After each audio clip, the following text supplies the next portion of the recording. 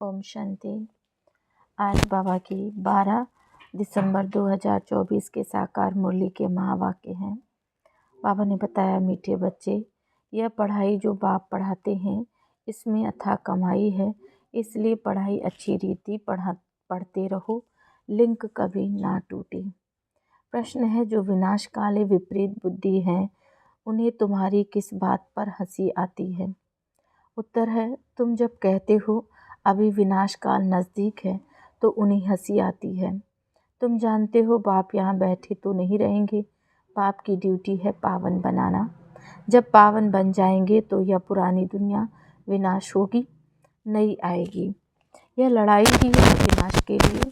तुम देवता बनते हो तो इस कलयुगी छीछी सृष्टि पर आ नहीं सकते। ओम शांति। रूहानी बाप बैठ रूहानी बच्चों को समझाते हैं। बच्चे समझते हैं हम बहुत बेसमझ बन गए थे, माया रावण ने बेसमझ बना दिया था। यह भी बच्चे समझते हैं कि बाप को जरूर आना ही है, जबकि नई सृष्टि स्थापन होनी है। त्रिमूर्ति का चित्र भी है, ब्रह्मा द्वारा स्थापना, विष्णु द्वारा पालना, शंकर द्वारा विनाश। क्योंकि करण करावन हार तो बाप है ना, एक ही है जो करता है और कराता है। पहले किसका नाम आएगा? जो करता है, फिर जिस द्वारा कराते हैं। करण करावन हार कहा जाता है, ब्रह्मा द्वारा नई दुनिया की स्थापना कराते हैं। यह भी बच्चे जानते हैं, हमारी जो नई दुनिया है जो हम स्थापन कर रहे हैं, इनका नाम है ही देवी देवताओं की दुनिया। सतयुग में ही देवी देवता होते हैं, किसी और को देवी देवता नहीं कहा जा सकता। वहाँ मनुष्य होते नहीं, है ही एक देवी देवता धर्म, दूसरा कोई धर्म ही नहीं। अभी तुम बच्चे स्मृति में आए हो कि बरोबर हम देवी देवता थे। निशानियाँ भी हैं, इस्लामी, बौद्धी, क्रिश्चियन आदि सबकी अपनी अपनी निशानी है। हमारा जब राज्य था तो और कोई नहीं था, अभी फिर और सभी धर्म हैं, हमारा देवता धर्म है नहीं। गीता में अक्षर बड़े बड़े अच्छे अच्छे हैं, परंतु कोई समझ नहीं सकते। बाप कहते हैं विनाश काले विपरीत बुद्धि और विनाश काले प्रीत बुद्धि। विनाश तो इस समय ही होना है। बाप आते भी हैं संगम युग पर, जबकि चेंज होती है। बाप तुम बच्चों को बदले में सब कुछ नया देते हैं। वह सोनार भी है, धोबी भी है और बड़ा व्यापारी भी है। विरला ही कोई बाप से व्यापार करे। इस व्यापार में तो अथाह फायदा है, पढ़ाई में बहुत फायदा होता है। महिमा भी की जाती है कि पढ़ाई कमाई है, वह भी जन्म जन्मांतर के लिए कमाई है। तो ऐसी पढ़ाई अच्छी रीति पढ़नी चाहिए ना। और पढ़ाता भी बहुत सहज हूँ, सिर्फ एक हफ्ता समझकर फिर भल कहाँ भी चले जाओ, तुम्हारे पास पढ़ाई आती रहेगी, अर्थात मुरली मिलती रहेगी, तो फिर कभी लिंक नहीं टूटेगी। यह है आत्माओं की परमात्मा के साथ लिंक। गीता में भी यह अक्षर है, विनाशकाले विपरीत बुद्धि विनश्यन्ति, प्रीत बुद्धि विजयन्ति।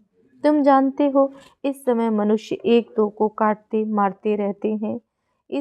इन जैसा क्रोध व विकार और कोई में होता नहीं।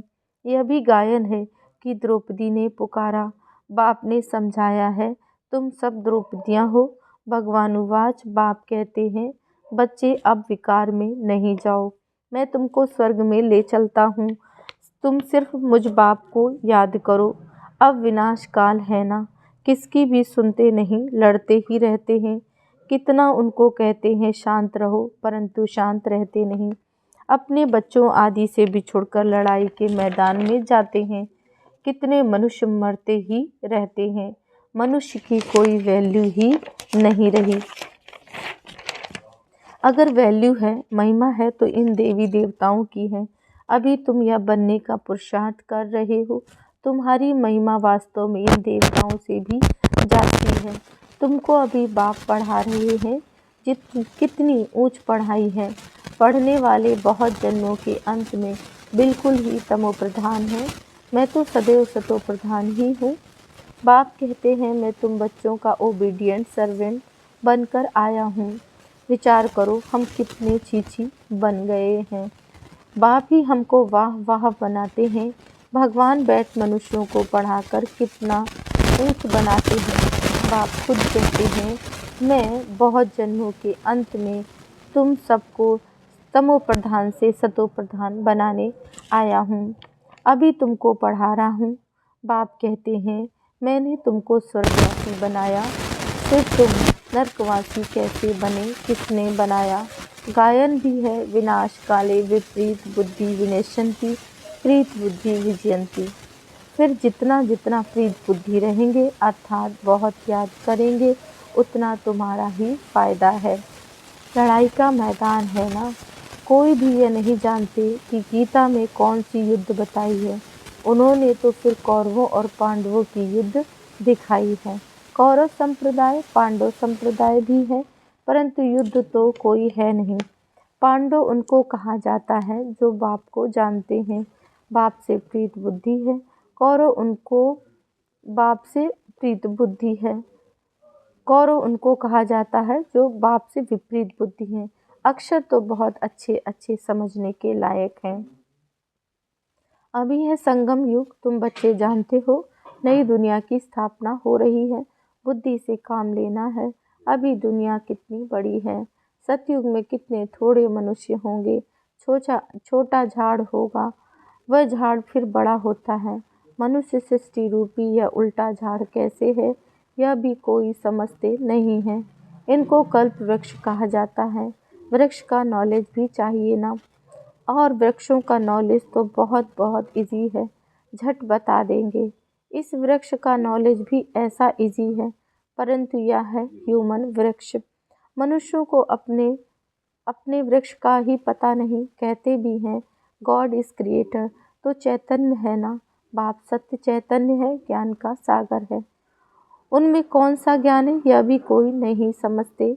बाप ही बीज रूप चैतन्य है, उनसे ही सारी रचना होती है। तो बाप बैठ समझाते हैं मनुष्यों को अपने झाड़ का पता नहीं, और झाड़ों को तो अच्छी रीति जानते हैं। झाड़ का बीज अगर चैतन्य होता तो बतलाता ना, परंतु वह तो है जड़। तो अब तुम बच्चे ही रचता और रचना के राज को जानते हो। यह सत्य है, चैतन्य है, ज्ञान का सागर है।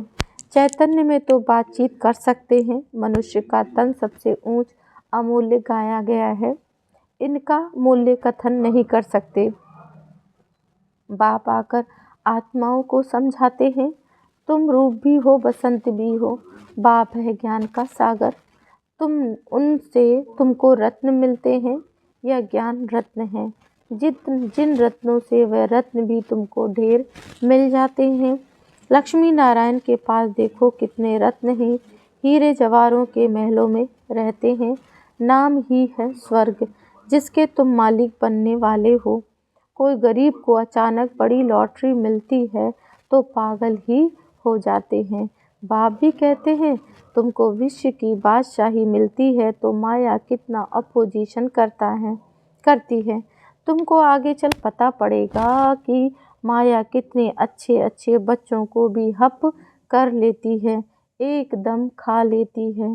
तुमने सर्प को देखा है, मेढक को कैसे पकड़ता है, जैसे गज को ग्राह हप कर लेते हैं। सर्प मेढक को एकदम सारे का सारा हप कर लेता है। माया भी ऐसी है, बच्चों को जीते जी पकड़ कर एकदम खत्म कर देती है, जो फिर कभी बाप का नाम भी नहीं लेते। योग बल की ताकत तुम्हारे में बहुत कम है, सारा मदार योग बल पर है। जैसे सर्प मेढक को हप करता है, तुम बच्चे भी सारी बादशाही को हप करते हो। सारे विश्व की बादशाही तुम सेकंड में ले लेंगे। बाप कितना सहज युक्ति बताते हैं, कोई हथियार आदि नहीं। बाप ज्ञान योग के अस्त्र शस्त्र देते हैं, उन्होंने फिर स्थूल हथियार आदि दे दिए हैं। तुम बच्चे इस समय कहते हो हम क्या से क्या बन गए थे। जो चाहे सो कहो, हम ऐसे थे जरूर। भल थे तो मनुष्य ही, परंतु गुण और अवगुण तो होते हैं ना। देवताओं में दैवी गुण है, इसलिए उन्होंकी महिमा गाते हैं। आप सर्वगुण संपन्न, हम निर्गुण, हारे में कोई गुण नहीं। इस समय सारी दुनिया ही निर्गुण है, अर्थात एक भी देवताई गुण नहीं है। बाप जो गुण सिखलाने वाला है उनको ही नहीं जानते, इसलिए कहा जाता है विनाश काले विपरीत बुद्धि। अब विनाश तो होना ही है संगम युग पर, जबकि पुरानी दुनिया विनाश होती है और नई दुनिया स्थापन होती है। इसको कहा जाता है विनाश काल। यह है अंतिम विनाश, फिर विनाश, अल्प विनाश, फिर आधा कल्प। कोई लड़ाई आदि होती ही नहीं। मनुष्यों को कुछ पता नहीं। विनाश काले विपरीत बुद्धि है तो जरूर पुरानी दुनिया का विनाश होना है।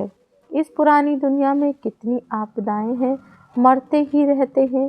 बाप इस समय की हालत बतलाते हैं। फर्क तो बहुत है ना। आज भारत का यह हाल है, कल भारत क्या होगा। आज यह है, कल तुम कहाँ होंगे। तुम जानते हो पहले नई दुनिया कितनी छोटी थी। वहाँ तो महलों में कितने हीरे जवाहरात आदि होते हैं। भक्ति मार्ग में भी तुम्हारा मंदिर कोई कम थोड़े ही होता है। सिर्फ एक सोमनाथ का मंदिर थोड़े ही होगा।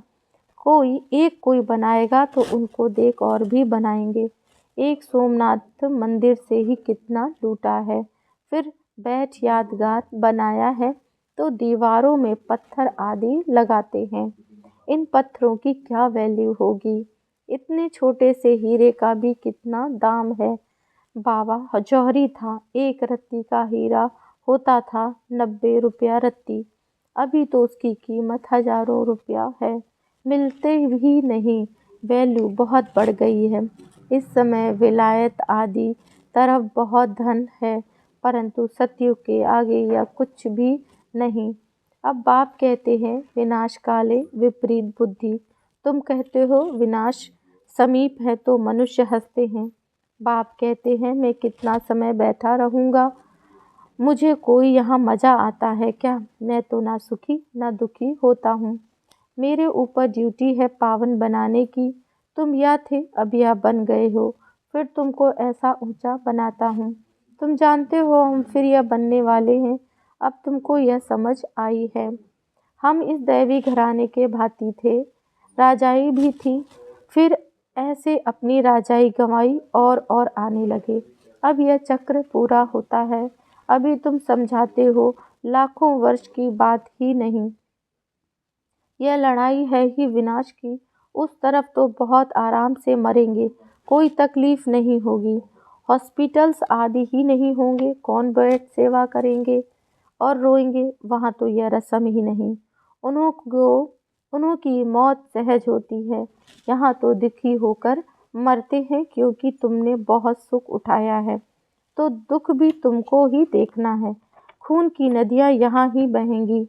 समझते हैं यह लड़ाई फिर शांत हो जाएगी, परंतु शांत तो होनी नहीं है। मिरुआ मौत मलू का शिकार। तुम देवता बनते हो, फिर कलयुगी छीछी सृष्टि पर तुम आ नहीं सकते।